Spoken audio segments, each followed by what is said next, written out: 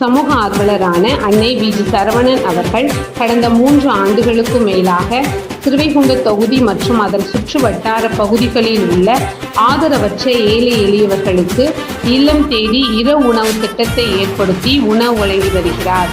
இந்நிலையில் தமிழக வெற்றி கழகத்தின் ஐம்பெரும் கொள்கை தலைவர்களில் ஒருவரான சமூக ஆர்வலர் அங்குலை அம்மாளை கொள்கை தலைவராக அறிவித்ததன் ஈர்ப்பால் தமிழக வெற்றி கழகத்துடன் இணைந்து தமிழக வெற்றி கழக தலைவர் தளபதி திரு விஜய் அவர்களின் ஆசையுடன் கழக பொதுச் செயலாளர் அண்ணன் புசி என் ஆனந்த் அவர்களின் வழிகாட்டுதலின்படியும் மதிய உணவு மற்றும் இரவு உணவு திட்டத்தை ஏற்படுத்தி உணவு வழங்கி வருகிறார்.